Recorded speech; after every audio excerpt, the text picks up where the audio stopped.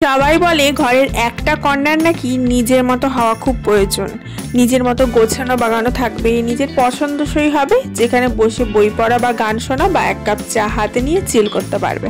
কিন্তু আমার তো গোটা ঘরের প্রত্যেকটা কর্নার খুব পছন্দের, খুব আনন্দ করে আমি প্রত্যেকটা কর্নার ইউজ করি।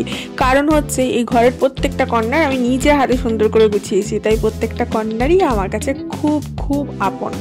Hello everyone, this is Ivy, welcome back to my channel ইসেস ডায়েরিজের নতুন সকালে আমি তোমাদের সকলকে ওয়ার্ম ওয়েলকাম জানাই আমার চ্যানেলে। আমি কোনো পার্টিকুলার একটা কর্নারকে ঘিরে নিজের আনন্দটাকে সীমিত রাখতে চাই না। আমি চাই আমার আনন্দটা চারিদিক থেকে যেন আসে, তার জন্য আমি ঘরের প্রত্যেকটা কর্নার সুন্দরভাবে ইউজ করার চেষ্টা করি, কখনো এখানে তো কখনো সেখানে। তো আজকে না আমি এই চেয়ারটাকে একটা সুন্দরভাবে ডেকোরেশন করেছি। এখন দেখবি শীতকাল, তো একটা চাদর যদি চেয়ারে বা সোফায় রাখা থাকে তাহলে চট জলদি কখনো শীত করছে টিভি দেখতে দেখতে একটু চেয়ারে বা সোফাতে চাদরটা নিয়ে গায়ে দেওয়া যায়।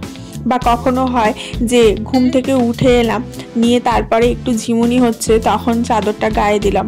বা কখনো হয় একটু বই পড়ছি, বা কখনো হয় এক কাপ চা হাতে নিয়ে এনজয় করছি, ঠিক সেই সময় একটু একটু ঠান্ডা লাগলে তখন চাদরটা নিয়ে গায়ে দেওয়া যায়। তার জন্য চাদরগুলো সুন্দর করে সাজিয়ে রাখলাম। আশা রাখছি ডেকোরেশনটা ভালোই লাগছে। আজকে না সকালবেলা ব্রেকফাস্টটা একটু অন্যরকম করার চেষ্টা করেছি। শীতকালে না প্রচুর কালারফুল ভেজিস আছে, যেমন বিনস, গাজর এবং ফুলকপি। তো সমস্ত কিছু মিক্সচার করে একটা ভাজা ক্রিয়েট করেছি। তার মধ্যে আলু, পেঁয়াজ, বাদাম, তারপরে তোমার কিশমিশ এগুলোও অ্যাড করেছি। তার মধ্যে এবার সুজি অ্যাড করলাম, নিয়ে এবার এটা দেখো কতটা সুন্দর ঝরা ঝরা হয়েছে। হালকা একটু জল দিয়ে একটুখানি ধিমে আছে এটাকে ভুনা হতে দেবো। তুমি সুজির ভুনা বলতে পারো, সুজির হালুয়া বলতে পারো, উপমা বলতে পারো, একই জিনিসের বহু রকমের নাম। খেতে কিন্তু দারুণ লাগে। তবে হ্যাঁ, আমি ফোড়নে কিন্তু কারি পাতাটা ইউজ করেছি, কারণ কারি পাতার সেন্টটা আর স্বাদটা দুটোই আমার ভীষণ খুব পছন্দের। আমি ডালের মধ্যে বা কোনো কিছু সবজি করলে মাঝে মাঝে কারি পাতাটা অ্যাড করি। আমার হাজব্যান্ড তো মাঝে মাঝে কারি পাতা দিয়ে চিকেনও রান্না করে, ভীষণ টেস্টি লাগে। আমি ওই জন্য রিসেন্ট দুটো কারি পাতার গাছ কিনে আনা করেছি হাজব্যান্ড মশাইকে দিয়ে, বাট তার এখনও সময় হয়ে ওঠেনি সেই দুটো গাছ লাগিয়ে ওঠায়। সো সেই দুটো কিনে এনে এমনি রাখা আছে, দেখা যাক কবে সময় হয় তার। কাজের মাঝে সময় বার করে একটু গার্ডেনিং করা, কিন্তু গার্ডেন তো নেই। আমার এই ছোট্ট ব্যালকনি বাগানটাই হচ্ছে আমাদের একমাত্র আশ্রয় এবং একমাত্র জায়গা যেখানে একটু গাছ লাগিয়ে থাকি। যাই হোক, আমি সকাল সকাল উঠে জামা কাপড়গুলো কাচাকুচি করে নিয়েছি ওয়াশিং মেশিনে, এখন মেলে দিচ্ছি। শুনছি নাকি খুব জোর বৃষ্টি আসতে চলেছে, সঙ্গে ঘূর্ণাবর্ত আস্তে আস্তে হচ্ছে। আর যত আস্তে আস্তে করছে তত আমার মনে হচ্ছে তাড়াতাড়ি কাজগুলো সেরে নিই, মানে কাছাকাছি ডিপার্টমেন্টে শেষ করে দিই। বাট এখনও আস্তে আস্তে হচ্ছে, আবার নেক্সট রাউন্ড কাঁচা চলে আসছে, এরকম একটা ব্যাপার। মানে আস্তে আস্তেই চলছে, এখনও আসছে না। অ্যাকচুয়ালি এখনকার সিজনটা দেখো, ঠিক তুমি বলতে পারবে না যে গরম, না ঠিক বলতে পারবে শীত। মানে কখনো প্রচণ্ড গরম করছে, কখনো প্রচণ্ড ঠান্ডা লাগছে। ভোরের দিকে হয়তো একটু ঠান্ডা লাগছে, সন্ধ্যের দিকে একটু ঠান্ডা লাগছে, বাকি মিডিল অফ দ্য ডে কিন্তু প্রচণ্ড গরম করছে। গায়ে কিন্তু সোয়েটার দিয়ে রাখা যাচ্ছেই না। এমনি নর্মাল যেমন আমরা রয়েছি এরকমই থাকতে হচ্ছে আর কি। মানে সোয়েটারের সিজন এখনও আসেনি। আগের বছর তোমাদের মনে আছে কিনা জানি না, আগের বছর কিন্তু ঠান্ডা পড়েইনি। আগের বছর সেই রকমভাবে আমাদেরকে লেপ বার করা বা সেরকমভাবে তোমার সোয়েটার পরা, সেই জিনিসগুলো আমাদের আগের বছর উপভোগ করতেই হয়নি। সেই রকম ঠান্ডাটা পড়েনি। তার আগের বছর প্রচণ্ড ঠান্ডা পড়েছিল। তো এই বছর তো বলছিল ভালো ঠান্ডা পড়বে, কিন্তু এখনও পর্যন্ত স্টিল নাও পড়েনি। যদিও এখন মাঘ মাস বাকি, পৌষ মাস বাকি। বলে নাকি ঠাকুমাদের মুখে শুনেছি মাঘ মাসে বাঘেরও পা কাঁপে, এরকম একটা কি কাহাবাত ছিল। যাই হোক, সেটা আর মনে পড়ছে না। কালে আমি চেষ্টা করি একটু সকাল সকাল জামা কাপড় কাচার, যাতে শুকিয়ে যায় তাড়াতাড়ি। যদিও প্রায় 80% মতো শুকানোর কাজটা ওয়াশিং মেশিন করেই দেয়, বাকি যেটুকু আছে হালকা ফুলকাও আমার ব্যালকনিতেই শুকিয়ে যায়। আর ওদিকে আমি বসিয়ে এসেছি হালুয়াটা, ওটা একটুখানি হয়ে এলেই আমি নামিয়ে নেবো, দেন গরম গরম পরিবেশন করে দেবো। আর গরম গরম পরিবেশন করার আগে অবশ্যই ঘি আর একটু গরম মশলা অ্যাড করবো। জানো তো, এটা না আমি আমার যখন মানে আনম্যারিড অবস্থায় ছিলাম তখন বিকালের দিকে আমি এই নাস্তাটা খুব বানাতাম। আমার মা, বাবা সবাই খুব এনজয় করতো এই নাস্তাটা, খেতে খুব পছন্দ করতো আমার হাতে। আমি না একদম পারফেক্ট ঝুড়ো ঝুড়ো বানাই, আর খেতে ভীষণ টেস্টি হয়। আর তার মধ্যে একটু কাঁচা লঙ্কা অ্যাড করেছিলাম, একটু গোলমরিচ গুঁড়ো অ্যাড করেছিলাম, এই যা। আর তার সাথে একটা করে মিষ্টি দিয়ে দিয়েছিলাম। এটাই আজকে ব্রেকফাস্ট করেছি। দেন ব্রেকফাস্ট করার পর ভাবলাম এইটা না কবে থেকে পরে আছে। আমার মেয়ে এই জামাটা পরে গেছিলো ওর ক্লাস করতে। দেন জামাটার ওই যে ইয়েটা হয়, বেল্টটা হয়, একটা বেল্ট ছিঁড়ে নিয়ে এসছে, নিয়ে বেল্টটাকে না ব্যাগের মধ্যে ঢুকিয়ে নিয়ে এসছে। আমি দেখছি একদিন জামাটা গোছাতে গিয়ে দেখছি ওর মধ্যে একটা বেল্ট নেই, সে বেল্ট খুঁজে পাই না আমি কোথাও। তারপরে অনেক পরে দেখতে পেলাম যে ওর ব্যাগের মধ্যে ঢুকিয়ে নিয়ে এসছে। তো যাই হোক, ওটাকে কেচে কুচে নিয়েছি, এখন এটাকে সেলাই করে নেবো। এটাকে সেলাই করে না নিলে ওই একটা বেল্ট ছাড়া দেখতেও বাজে লাগবে, পরাও যাবে না, আবার ওই একটা বেল্ট যদি পরে থাকে সেটাও কোথায় হারিয়ে যাবে তার ঠিক নেই। তার থেকে আমি ওটাকে চটাপট সেলাই করে রেখে দেবো, যাতে জিনিসটা হারায় না এবং ভালো লাগে। কিচ্ছু না, একটু ছোট্টখানা কয়েকটা রান সেলাই করে দিলেই এটা কিন্তু সুন্দর হয়ে যাবে।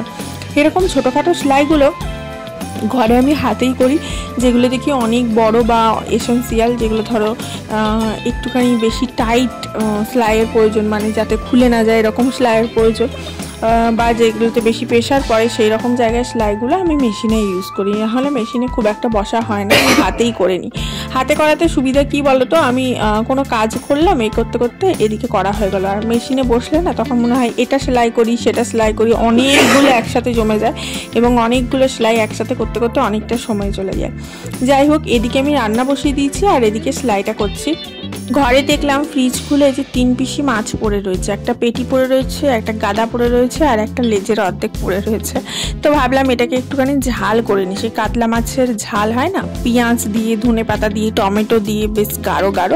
তো ঝালটা বসিয়ে দিলাম, বসিয়ে দিয়ে এসে আবার বাকি সেলাইটা করছি।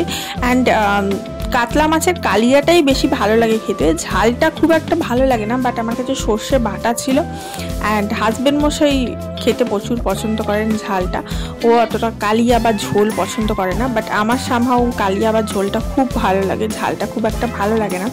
ওইদিকে দেখেছো ঝালটা মনে হচ্ছে হয়েই এসছে। এদিকে আমার সেলাইটা হয়ে গেল, দেখো কত সুন্দর, 1-2 সেকেন্ডের কাজ, সেটা বসাই হচ্ছে না, করাই হচ্ছে না, আর পুটুস করে কোথায় হারিয়ে যাবে খুঁজেই পাবো না। যা আজকে ফাইনালি কাজটা হয়ে গেল। আর এদিকে ঝালটাও মোটামুটি রেডি হয়ে গেছে। আমি একটু করে উল্টে পাল্টে দিলাম, কারণ কি হয়, আমি যে তাওয়ার মধ্যে করি, এবার তাওয়ার মধ্যে একটু করে উল্টে না দিলে গোটা মাছটা তো ডিপ হয় না, আর একটু করে উল্টে না দিলে দুদিকে মশলা ঢোকে না, আর একটু মশলা না ঢুকে তো ভালো লাগে না খেতে, বলো।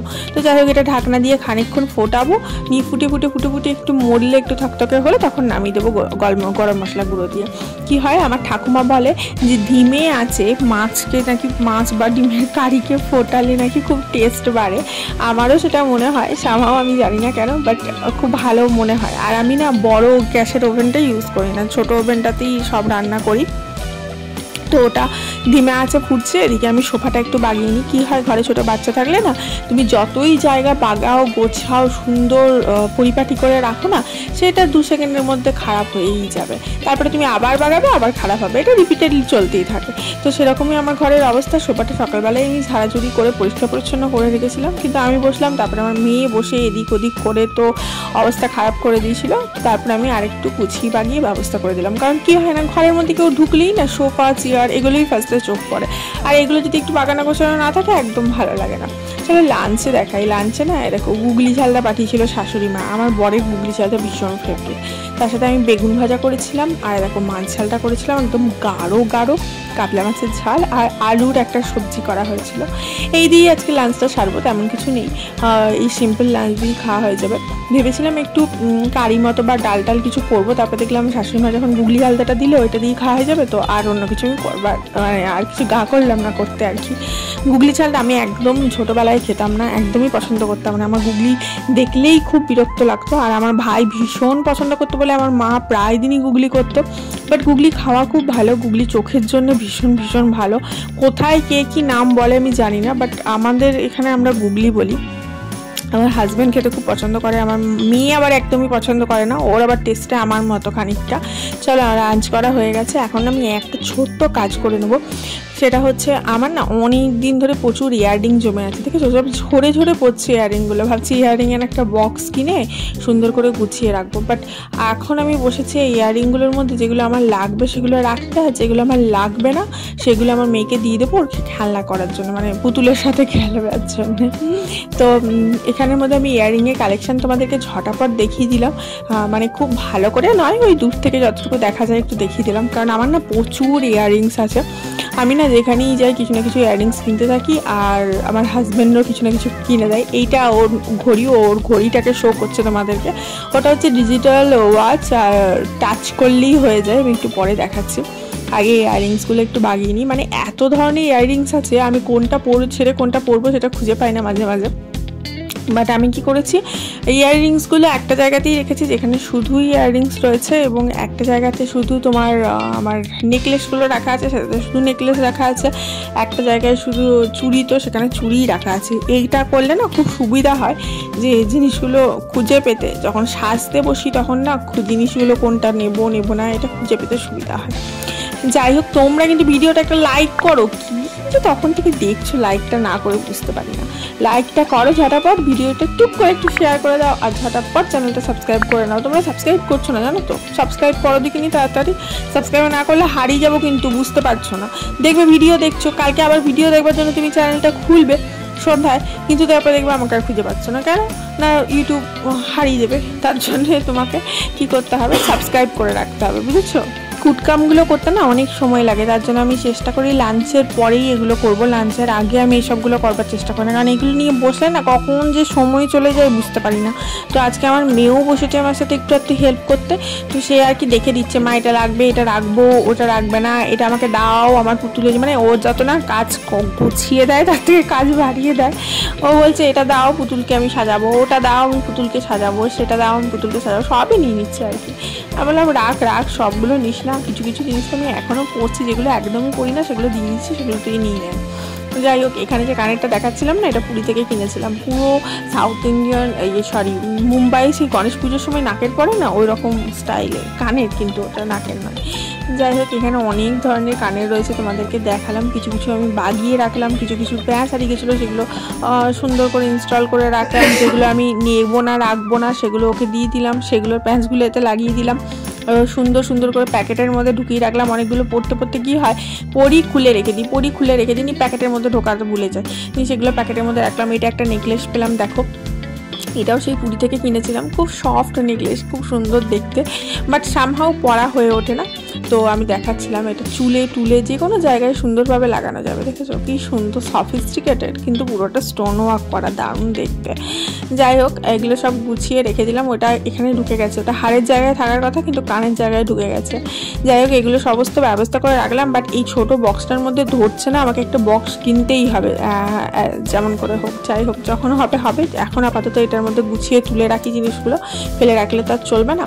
অ্যান্ড দেন একটু রেস্ট নেবো, দেন আবার সন্ধ্যে থেকে উঠবো, মেয়েটাকে পড়াবো, সন্ধ্যে দেবো, ডিনার প্রিপারেশন করবো অ্যাজ ইট ইজ। তো সন্ধ্যাবেলার তো ব্লগ আমি শেয়ার করি না, চেষ্টা করি সকালের দিকটাই শেয়ার করার, কারণ দুবেলায় যদি ব্লগ করতে থাকি তাহলে আর মেয়েটাকে সময় দেওয়া যাবে না। মেয়েটাও তো বড় হচ্ছে, ওর পিছনেও সময় দিতে হয়, তাই না? যাই হোক, চলো আজ আমি কিন্তু এখানেই বিদায় নেবো। আর ঠান্ডা তো সেরকম পড়েনি, আশা রাখছি যে ঠান্ডা আরও আসুক, আরও পড়ুক, তাই না? ঠান্ডা না পড়লে বেশ মজা লাগে না, ঠান্ডা পড়লেই বেশ মজা লাগে। ঠান্ডার সময় কার মজা লাগে বলো? আমার তো বেশ ভালোই লাগে ঠান্ডা। ওই দেখো, ওই দুটো কানের তো বাদই চলে গেছিলো। এই দুটো কানের আমার হাজব্যান্ড নতুন নিয়ে এসছে, সে গেছিলো কাজে একটু বাইরে, তো আমি যেহেতু কানের পছন্দ করি, দুটো নতুন কানের এনে সংযোজন ঘটিয়েছে, এবং কানের দুটো এত প্রিটি দেখতে, কি বলবো, দুর্ধর্ষ দেখতে, তোমাদেরকে দেখাচ্ছি। তার মধ্যে একটা তো আমার ভীষণ পছন্দের, এত সফিস্টিকেটেড আর এত প্রিটি, যে কোনো জিনিসের সাথে পরা যাবে। এই দেখো কি সুন্দর ডিজাইনগুলো, মানে ক্লোজ আপে দেখালে হয়তো আরও ভালো লাগতো, মানে এগুলো জিন্সের সাথে, টপের সাথে, স্কার্টের সাথে, সালোয়ারের সাথে, যে কোনো জিনিসের সাথে খুব ভালো মানাবে, খুব সুন্দর দুটো প্রিটি দেখতে। আর এখানে দেখতে পাচ্ছ কিছু কানে আমি রেখে দিয়েছি, এগুলো আমার একদমই লাগবে না, এগুলো এই প্যাকেটে ঢুকিয়ে দিলাম, এগুলো ও খেলবে, নইলে ফেলে দেবো। এগুলো আমার লাগবে না, এগুলো পুরনো হয়ে গেছে।